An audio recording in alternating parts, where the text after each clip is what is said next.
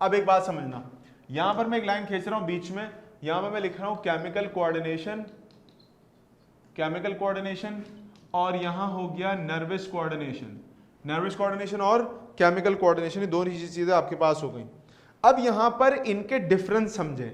Difference किस level पे कि अगर आप कभी सामने किसी के बैठो, देखो मैं आप लोगों को सवाल फेंक रहा होता हूं, ये वो सवाल है जो आपको आमतौर पे स्कूल में नहीं मिलेंगे, अनटिल अनलेस कि कोई मतलब ऐसे स्कूल में कोई टीचर आ गया हो जो बिल्कुल ही तबाही किस्म का हो ना। तो ये क्वेश्चंस फेंकता मैं इसलिए हूं कि इसका जवाब आपको बता भी देता हूं, जवाब आपको मिल जाता है। ये क्वेश्चन नेक्स्ट टाइम आप अपने दोस्तों में बैठ के कर सकते हो, उनको उनके ऊपर फेंक दो सवाल, बेटा जवाब दो जरा इसका। अब आप किसी की महफिल में बैठोगे, दोस्तों के साथ बैठोगे, आपके दोस्त बोलेंगे मैं फलां से पढ़ता हूँ, मैं फलां स्कूल में जाता हूँ, मैं फलां ही करता हूँ। अच्छा बेटा, ओहो हमारे साथ, ओके। ये बताओ कि जब केमिकल यानी हार्मोन्स का भी वही काम है जो नर्व्स का काम है, नर्वस सिस्टम का काम है, so why do we need both? एक पे काम, एक पे इक्तफा क्यों नहीं कर सकते हम?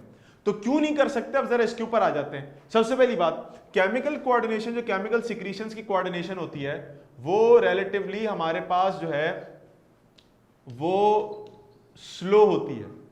स्लो मतलब, मैं आपको इसकी एग्जांपल देता हूं। आपके पास किसी बंदे को कोई क्या कहते हैं, हाँ एग्जांपल समझो। आप मिसाल के तौर पे खाना देख रहे हो, खाना आपने देखा, ठीक है, खाना आपने देखा, आहिस्ता आहिस्ता सलाइवा की प्रोडक्शन स्टार्ट होगी, आहिस्ता आहिस्ता आपका स्टमक जो है वो चर्निंग करना शुरू करेगा, उसमें चूहे दौड़ना शुरू करेंगे, ठीक। दूसरी तरफ आपके सामने छत गिर रही है, छत का कोई पीस था, प्लास्टर वो गिर रहा है, उसमें भी ऐसे ही देखोगे, देख रहे हो, ओ अच्छा प्लास्टर तो मेरे मुंह पे आ रहा है, ओ पचक, ओ नीचे गिर गए, ऐसा तो नहीं होगा ना। अब देखो क्या है कि जिस वक्त आप मुलाहिजा कर रहे हो उस गिरती हुई चीज को, तो आपकी डायरेक्टली नर्वस कोऑर्डिनेशन इन्वॉल्व है। ब्रेन के पास ऑप्टिक नर्व्स के जरिए इंफॉर्मेशन जाती है, आप यूं देखते हो और खट करके सामने से हट जाते हो, ऐसा ही ना।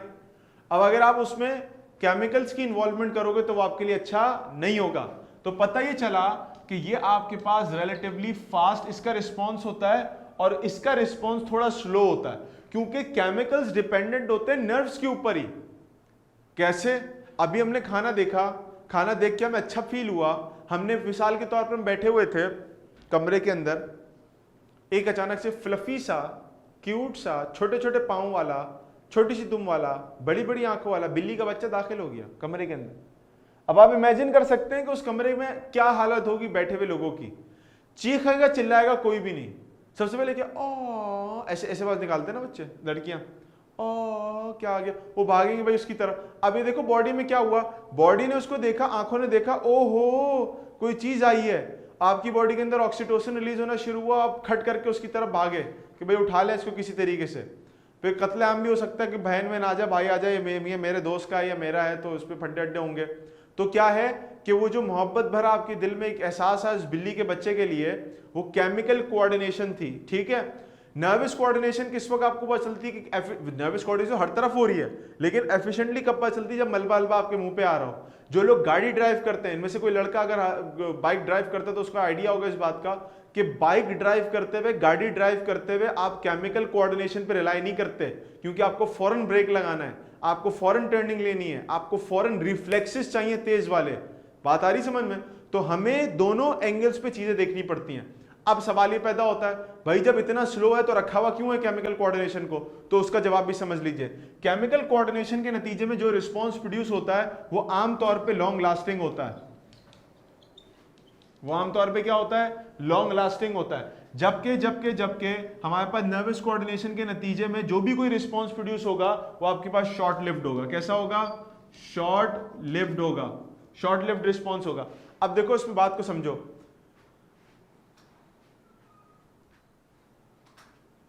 सर जब अच्छा एक्सीडेंट के वक्त हो, कुछ लोग जो है वो केमिकल कोऑर्डिनेशन करते हैं, हाँ क्या किसका सर हाँ होगा? मैं इस तरह बेटे एग्जाम्पल पे आ रहा हूँ। हसन ने कहा कि सर कुछ लोग जो हैं वो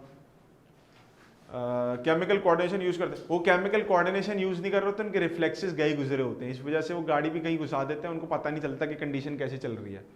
अब देखो एक चीज समझो, अब ये वाले जो मैंने जुमला लिखा है ना, शॉर्ट लिव्ड और लॉन्ग लिव्ड वाला, जरा इसके बारे में बात कर लेते हैं। मैं आपको एक सीन समझाता हूं। आप लोग मैट्रिक वाले हो, 9th का पता नहीं रिजल्ट नहीं आया तुम लोगों का अभी तक, या आगे पता नहीं आया। अब देखो मिसाल के तौर पे आप लोगों से कहा जाए कि आप लोगों का कल रिजल्ट आ रहा है, कल रिजल्ट आ रहा है, ठीक है, कल रिजल्ट आ रहा है, तो आप लोगों के दिल में एकदम से कोई ऐसी कैफियत पैदा होगी जो मैं बयान नहीं कर सकता, यहाँ पर सबकी अपनी अलग अलग होगी, ठीक है। अब कल के रिजल्ट के लिए जाहिर सी बात है आप लोग जो है वो थोड़ा सा वज़ाइफ वगैरह शुरू कर देंगे और आपकी हालत गैर होना शुरू हो जाएगी, ठीक है। कल का दिन 12 बजे सुबह के टाइम पे आपका रिजल्ट आ रहा है, सर 9 तारीख का कहा था लेकिन नहीं आया। 9 तारीख से पहले तक जो आपकी हालत होगी ना, वो उसी की अक्कासी अगर मैं यहां पर कर लूं, 12 बजे पेपर रिजल्ट आना था आपका, 12 बजने में 1 घंटा है और आपको पता चला नहीं जी 2 दिन बाद रिजल्ट आएगा।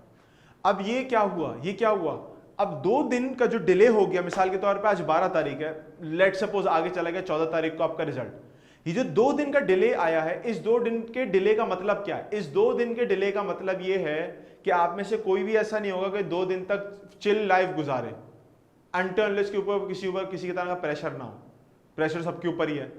तो आमतौर पे इन 2 दिन में क्या होगा, खाने का दिल बिल्कुल नहीं करेगा, नींद बिल्कुल नहीं आएगी, क्योंकि इज्जत का सवाल है, खानदान के सामने है, अम्मा अब्बा क्या कहेंगे, उन्होंने दुनिया वालों के सामने बोला हुआ कि बच्चा जो वो 95 प्लस लेके आएगा, शक्ल है नहीं उसकी फिलहाल।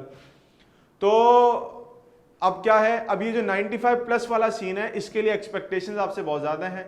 अब आप डर रहे हो, 2 दिन आपके कैसे निकलेंगे, खौफ में, कपकपाहट में, दिमाग कहीं और ना लगना, नींद ना आना, भूख ना लगना, खाने का दिल ना करना। कुछ लोग की तो ऐसी हालत हो जाती है कि वो नौज़ी की कंडीशन में होते हैं, उनको वॉमिटिंग होती रहती है पूरे टाइम तक।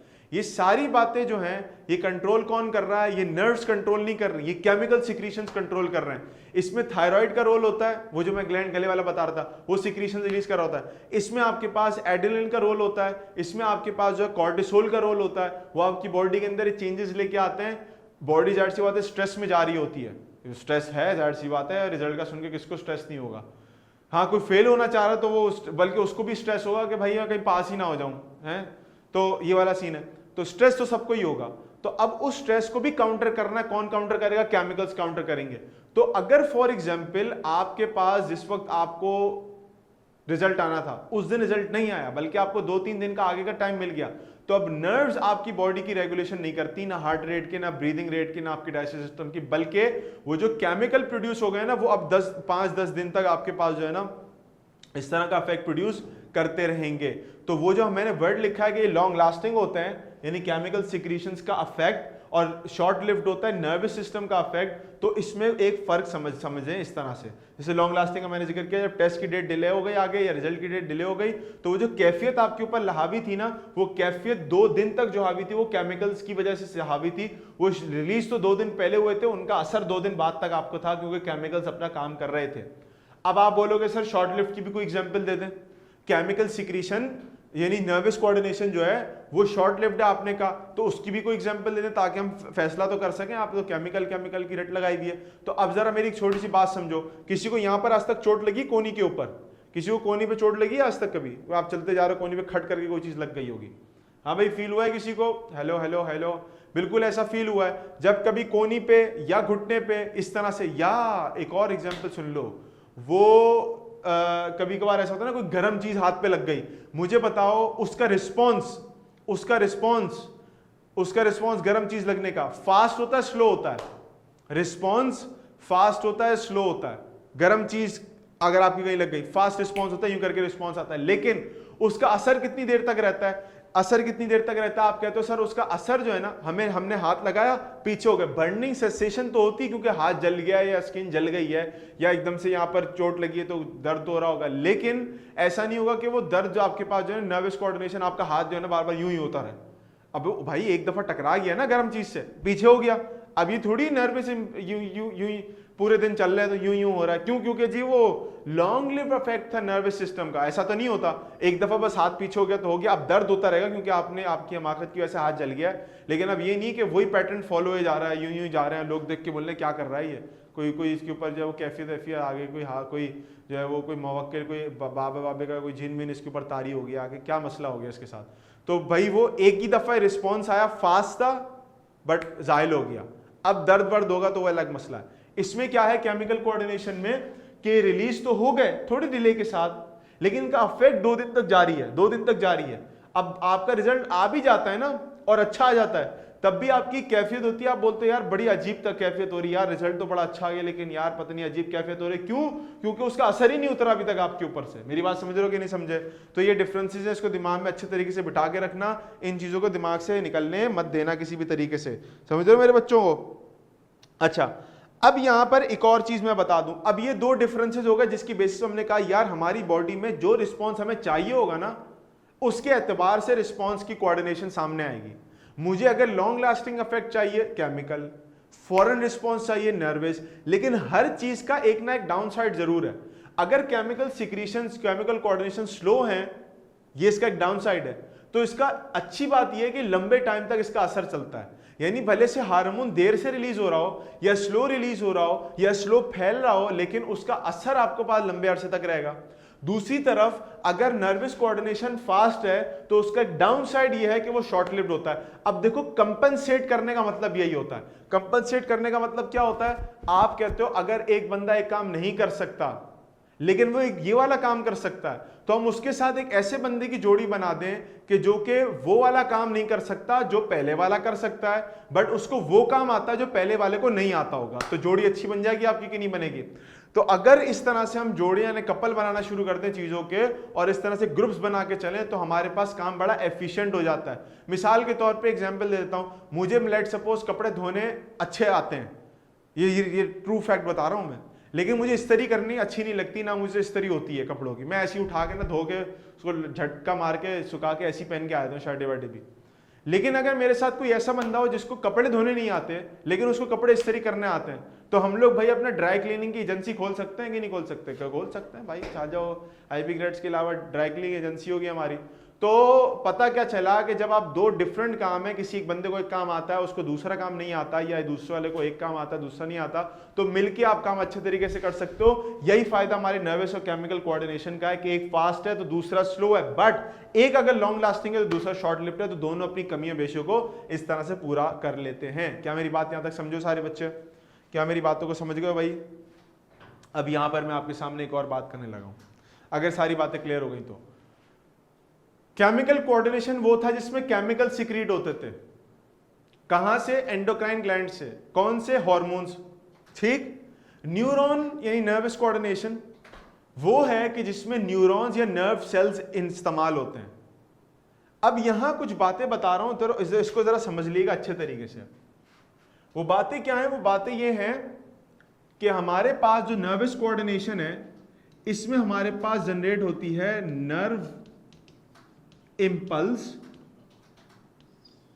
क्या जनरेट होती है? इम्पल्स। इम्पल्स कहते हैं फड़कने को, फड़कना, नर्व का फड़कना। फड़कना जानते हो ना, फड़फड़ाहट जो होती है। नर्व्स इलेक्ट्रिकल सिग्नल्स ट्रांसफर करती हैं अपने अंदर से, इलेक्ट्रिकल करंट मूव करता है with in your neurons, with in nerve cells, उसको हम कहते हैं nerve impulse. Electrical current produce होता है -70 मिली वोल्ट्स या +30 मिली वोल्ट्स तक आपके पास करंट जाता है, +45 +50 मिली वोल्ट्स तक। हमारे पास जो इस वक्त आपके अप्लायंसेज जो घर में चल रहे हैं, फ्रिज, एसी वगैरह, ये वोल्ट्स पे चलते हैं। 220 वोल्ट्स आमतौर पे इनके ऊपर लिखा हुआ होता है। तो ये हाँ 220 वोल्ट की चीजें हैं सारी। तो 220 वोल्ट हमारी बॉडी कितने पे चल रही है? 30 मिली वोल्ट्स या 40 या 50 मिली वोल्ट्स, यानी 10th ऑफ अ वोल्ट। लेकिन है तो ना करंट। आप कहो हमारे पास 220 240 वोल्ट का करंट दौड़ रहा है अप्लायंसेस के अंदर, हमारी बॉडी के अंदर 30 40 50 मिली वोल्ट्स का करंट दौड़ रहा है। तो हैं तो दोनों वोल्ट्स ही, लेकिन हमारी बॉडी में क्या है? 10th ऑफ अ वोल्ट यानी मिली वोल्ट है, तो थोड़ा कम लेवल का करंट है, लेकिन है। आप कह सकते हम बिजली वाले हैं, बावे बिजली निकालते हैं अपने अंदर से। अब नर्व इंपल्स क्या है इसको समझ लें। हमारे सेल में जब इलेक्ट्रिकल करंट जनरेट होता है, मैं यहां लिख रहा हूं इलेक्ट्रिक करंट, इलेक्ट्रिक करंट या इलेक्ट्रिकल इंपल्स का नाम लिख देता हूं मैं, इलेक्ट्रिकल करंट या इलेक्ट्रिकल इंपल्स। ठीक है। नर्व इंपल्स का असल मतलब क्या है? Electric impulse. ठीक। अच्छा, इलेक्ट्रिकल इंपल्स या नर्व इंपल्स का मतलब क्या होता है न्यूरॉन की जबान में? न्यूरॉन की जबान में तो याद रखिएगा कि जब भी कभी हमारे सेल में आयंस, आयन जानते हो क्या होता है? आयन,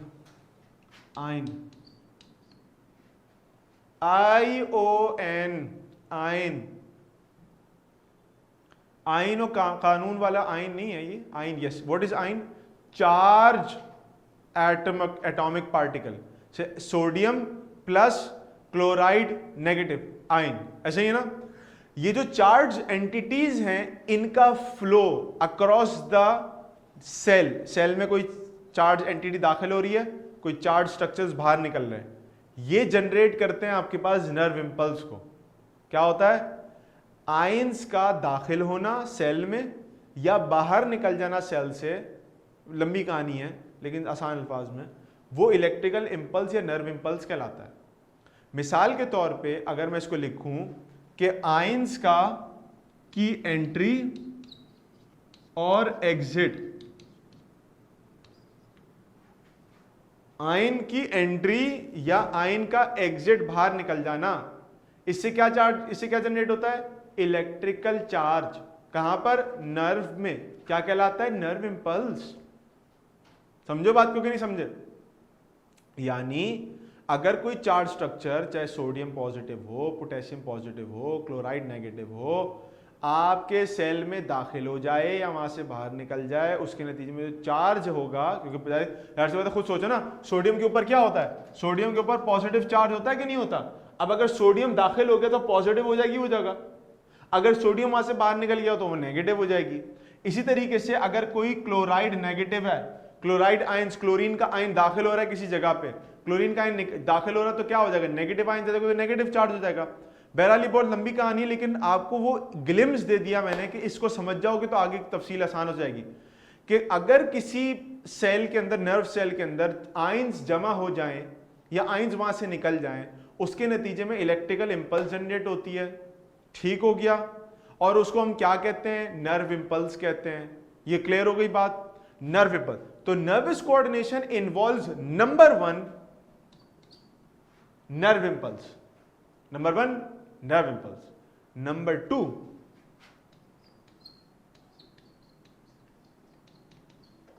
ओहो, ये क्या लिख दिया मैंने? दूसरी चीज क्या है? केमिकल सिक्रीशन है। ये तो कुछ और पढ़ के बैठे थे हम लोग। तो याद रखिएगा कि यहां जो लाइन के इस तरफ जो केमिकल सिक्रीशन है, वहां पर जो केमिकल सिक्रीट होते हैं उनका नाम क्या था?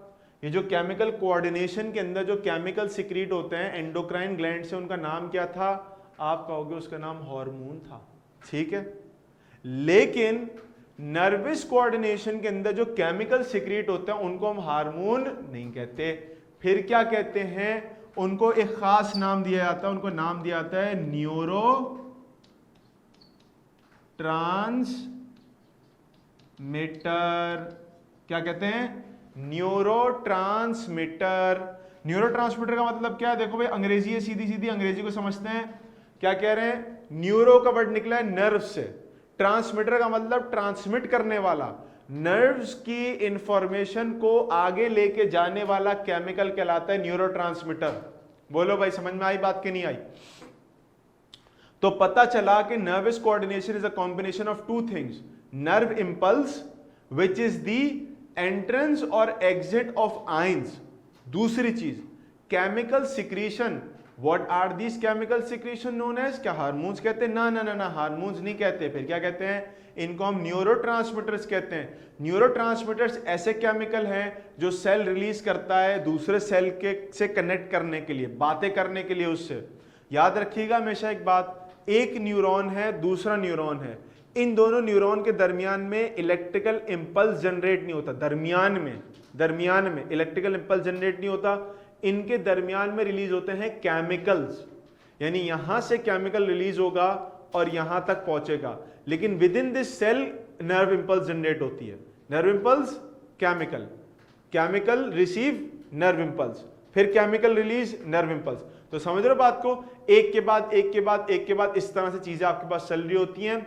तो वो जो मैं जुमला आपको शुरू में बताना चाह रहा था, इसके से मैंने कहा था आप किसी महफिल में बैठोगे तो लोग ऊपर बात, भाई एक्स्ट्रा बात बता सकते हो, वो ये है, yes neurotransmitter are chemicals, neurotransmitter are chemicals, chemicals होते हैं ये, न्यूरोट्रांसमीटर केमिकल है। अब देखो क्या बात है, अगर कोई आपसे कहे कि केमिकल कोऑर्डिनेशन और नर्वस कोऑर्डिनेशन में एक सिमिलैरिटी बता दो, अभी तक तुमने फर्क लिखे है ना दोनों में, एक सिमिलैरिटी बता दो, आप पता है क्या बोलोगे? आप उससे बोलोगे दोनों में ट्रांसमिशन के लिए केमिकल इन्वॉल्व होते हैं। ओ हो, दोनों में केमिकल, वो बोलेगा है क्या, बुक में तो लिखा हुआ है, बुक में तो लिखी हुई है ये बात, न्यूरो नर्वस कोऑर्डिनेशन के अंदर केमिकल सिक्रीशन का जिक्र है, लेकिन आपको पता है कि केमिकल कौन से हैं? आप बोलोगे न्यूरोट्रांसमीटर वाले केमिकल्स हैं। कहां रिलीज होते हैं?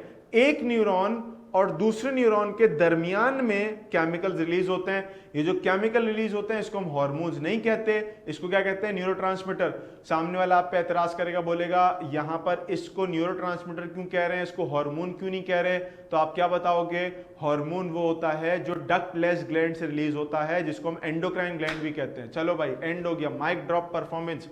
अब एक लेवल बन जाएगा आपके पास, आपका जो है ना मार्केट के अंदर लोग बोलेंगे हो बुलाओ भाई इनको बुलाओ, अगली मजलिस में इनको बुलाएंगे, ये बहुत खतरनाक आदमी है और ये बहुत बेहतरीन अंदाज में ना बच्चों को जो है वो रोस्ट कर देते हैं, ग्रिलिंग ट्रॉलिंग बड़ी अच्छी करते हैं। तो समझो मेरी बात को भाई बात को समझो। दुनिया में सबसे मुश्किल काम जो मिलने की होती है वो पैसा नहीं होता, वो इज्जत होती है, बड़ी मुश्किल से मिलती है। और उस इज्जत को आप बना सकते हो अपने ख़ानदान के अंदर, अपने जो है दोस्त अहबाब के अंदर, और उसके लिए छा जाओ। आपके पास ये लाइव क्लासेस जो है वो प्रमोट कर रहा है, आप लोगों को दे रहा है, ताकि आपको एक्स्ट्रा चीज़ें सीखने का समझने का मौका मिल सके। यहाँ तक मेरी सबको बातें क्लियर है भाई? किसी को कोई परेशानी, कोई टेंशन किसी किस्म की? हाँ भाई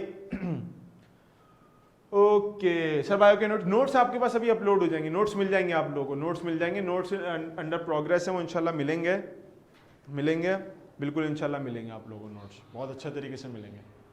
ऐप में मुझे नहीं पता ऐप में मिलेंगे या गूगल क्लासरूम में मिलेंगे, वो इंशाल्लाह सर असगर कोऑर्डिनेट करेंगे आप लोगों के साथ, क्योंकि वो हमें लीड करके चलते हैं, जो फिजिक्स वाले सर हैं हमारे, वो इंशाल्लाह आप लोगों को इस बारे में थोड़ी सी रोशनी डालेंगे कि वो किस तरह से आप तक उनकी रसाई मिलेगी आपको ना, ऐप के थ्रू मिलेगी या कोई गूगल क्लासरूम के थ्रू मिलेगी या गूगल लिंक के थ्रू मिलेगी, आई डोंट नो, वो सर थोड़ा सा इसके ऊपर रोशनी डालेंगे। अच्छा, अब यहाँ पर एक आखिरी कुछ बात कर देता हूँ आज की क्लास की। सर पौधों में नर्वस सिस्टम तो होता ही नहीं है? हाँ नहीं होता, फिर वो कैसे करते हैं? सिर्फ केमिकल पे चलते हैं? नहीं, इसके अलावा भी और चीजें जिसपे प्लांट चलते हैं। प्लांट्स में मुख्तलिफ किस्म की चीजें होती हैं जिससे वो कोऑर्डिनेशन करते हैं और अपने अंदर कोई ना कोई चेंज लेके आते हैं। एक तो पूरा पोर्शन होता है फाइटो हार्मोन्स का, फाइटो कहते हैं प्लांट्स को, फाइट का टर्म यूज होता है प्लांट्स के लिए। फाइटो हार्मोन का पूरा एक टॉपिक है जो कि हम उसमें पढ़ते हैं, हम उसमें मुख्तलिफ हार्मोन्स पढ़ते हैं, auxins, gibberellins, cytokinins, abscisic acid, ethylene, और समटाइम्स कुछ लोग जो है ब्रासिनोस्टेरॉइड्स का नाम भी लेते हैं। 6 होते हैं टोटल ना मेन प्लांट के हार्मोन्स। जैसे हमारा हार्मोन है इंसुलिन है, टेस्टोस्टेरोन है, इसी तरह से एड्रेनलिन है, वो जो एक्साइटमेंट के लेवल टाइम पे रिलीज होता है, तो ये हार्मोन्स है। तो प्लांट्स के भी हार्मोन्स है जिससे वो केमिकल कोऑर्डिनेशन तो कर लेता है, लेकिन प्लांट्स में नर्वस सिस्टम नहीं है। तो इसका मतलब ये कि आप प्लांट्स को मारना शुरू कर दो क्योंकि उनको तकलीफ नहीं होती। तकलीफ होती है, तकलीफ बहुत होती है, सबको होती है तकलीफ या कोई फीलिंग। प्लांट्स को कैसे आती है जरा वो भी समझ लीजिए, और मैं इसकी 2 एग्जांपल्स दूंगा। आई की इंपल्स होती है, ब्लड की ट्रांसपोर्टेशन सही नहीं हो रही होती है, इसलिए आई में इंपल्स जो फड़फड़ाना, आंख का फड़फड़ाना, या समटाइम्स मसल्स भी आपके पास फड़फड़ा रहे होते हैं, कभी आप एक्सरसाइज वगैरह करो, या क्रैम्प्स पड़ जाते हैं काफ के मसल में, जो नीचे पांव वाला आपके पास पोर्शन होता है उसके अंदर। ये सारी जो इंपल्सेस है, फड़फड़ाने का अमल है, ये मसल्स की वजह से होता है। जब आंख भी फड़फड़ कर रही होती है क्योंकि मसल्स को आमतौर पे वाटर या फिर न्यूट्रिएंट्स, पर्टिकुलरली जो कैल्शियम के आयंस हैं, मिनरल्स हैं, वो सही तरीके से नहीं मिल रहे होते। उसकी वजह से नुकसान ये होता है कि आपके पास जो है वो ट्रिगर रिस्पॉन्स हो जाता है। इसके नतीजे में इसको हम टेटनी या क्रैम्प्स कहते हैं, वो क्रैम्प जनरेट होने लगते हैं, जिसकी वजह से हमारी आंख फड़फड़ाने लगती है। तो लोग बोलते हैं पानी पी लो बेटा, क्यों? क्योंकि ऑस्मोलाइट्स की इरेगुलरिटीज होने लगती है बॉडी के अंदर। समझ रहे हो बात को? तो ये सेम चीज़ क्रैम्प्स के साथ भी होता है, मसल वगैरह भी आपके पास कभी कभी फड़फड़ाने लगते हैं, तो वही प्रॉब्लम आपके पास आ जाती है। ये पानी पी लें और सब ना सॉल्ट्स एंड मिनरल्स का रेगुलेशन अच्छे तरीके से करें। तो मैं बात कर रहा था पौधों की, उनके एहसासात की, उनके जज्बात की, जिनको हम मजरू कर देते हैं। पत्ता तोड़ दिया चलते हुए, तकलीफ नहीं, नर्वस सिस्टम नहीं है ना बेचारे में, तो गरीब बेचारे के अंदर नर्वस सिस्टम नहीं तो उसको मारेंगे क्या? नहीं, ऐसा नहीं करना। उसके अंदर कोई और दूसरा तरीका होगा कोऑर्डिनेशन का। वो कैसे होगा, आप जरा समझो बात को। हमारे पास जो दूसरा तरीका उसके अंदर कोऑर्डिनेशन का है ना, प्लांट्स के अंदर कोऑर्डिनेशन इन प्लांट्स, प्लांट्स में कोऑर्डिनेशन का तरीकेकार एक तो हो गया केमिकल, मैंने बताया कुछ हार्मोन्स प्लांट प्रोड्यूस करते हैं, auxin, gibberellin, cytokinin, abscisic acid, ethylene और ब्रासिनोस्टेरॉइड। ये कुछ केमिकल्स, हार्मोन्स, नाम याद करने की जरूरत नहीं है, लेकिन ये हार्मोन्स प्रोड्यूस करता है प्लांट खुद भी, ठीक है, उससे कोऑर्डिनेशन होती है। लेकिन इसके अलावा दो चीजें ऐसी हैं जिससे प्लांट कोऑर्डिनेशन करता है, और वो दो चीजें क्या हैं? उनमें से एक तो है पानी। क्या है? पानी, वाटर। पहली चीज क्या हो गई? वाटर है। सर वाटर तो जिंदगी के लिए जरूरी है, कोऑर्डिनेशन में कैसे हेल्प करता है? मैं बताता हूं कैसे। आप में से कभी किसी बंदे ने टच मी नॉट प्लांट को लाइव अपनी आंखों से देखा है कभी? वो टच मी नॉट प्लांट बड़ा मशहूर है, छुई मुई जिसको हम कहते हैं, छुई मुई प्लांट।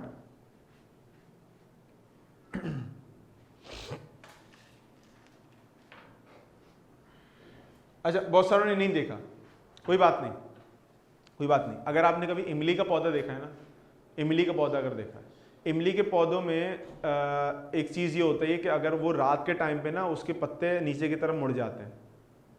इमली के पौधे के पत्ते कैसे होते हैं? इमली के पौधे के पत्ते इस तरह से होते हैं, ये रैकस होती है, उसमें पीटीओज लगे होते हैं छोटे छोटे से, ऐसे करके, ठीक है। ये पत्ते इस तरह से होते हैं इमली के पौधे में, ऐसे छोटे छोटे से, ठीक है। तो ऐसे उसके अंदर पत्ते लगे होते हैं इमली के। अब इमली का जो पत्ता होता है ना, ये रात के टाइम पे ये सुकड़ के नीचे की तरफ आ जाता है, ठीक है। कोऑर्डिनेशन, ग्रीन वाली इमली जो होती है, हाँ, उसके पत्ते रात के वक्त देखें वो मुरझा के ऐसे हो जाए, अंदर की तरफ होते हैं। टच मी नॉट में क्या होता है? अगर आप टच मी नॉट की कभी वीडियो देखो ना, उसमें क्या होता है? पत्ता खुला हुआ है, आपने उसको जैसे ही टच किया क्यों बंद हो जाता है अंदर की तरफ। ये क्यों होता है? ये इसलिए होता है कि जैसे ही आपने इसको टच किया ना, इसके अंदर पानी भरा हुआ था, ये पानी इसमें से एकदम से निकल जाता है और स्टेम के अंदर चले जाता है। जैसे ही पानी इसमें से निकलता है, फ्लैसिड कंडीशन में आके यूं हो जाते हैं, मुरझा जाते हैं। समझो बात को। अब क्या हुआ कि जो पानी का मुरझाना था ना, कि पानी निकल जाना इसके अंदर से और ये मुरझा के नीचे की तरफ लटक गए, ये चीज आपके पास कोऑर्डिनेशन में कंसिडर की जाती है कि पानी अगर वहां से ना निकलता तो ये अपने आप को प्रोटेक्ट करके कर्ल ना कर लेता। मेरी बात समझ रहे हो? तो प्रोटेक्ट करके कर्ल कर लेना अंदर की तरफ, क्योंकि उसको ऐसा लगता है कि उसको कोई खाने के लिए आ रहा है, तो वो अपने आप को उसने उसके डिफेंसिव मैकेनिज्म बनाया हुआ है कि पानी खींच के बाहर निकाल लेता है, और यूं तो कोऑर्डिनेशन में हेल्प कर रहा है पानी भी। दूसरी चीज जो आपको देखने को मिलेगी, आखिरी उस बात कर रहा हूं, वो है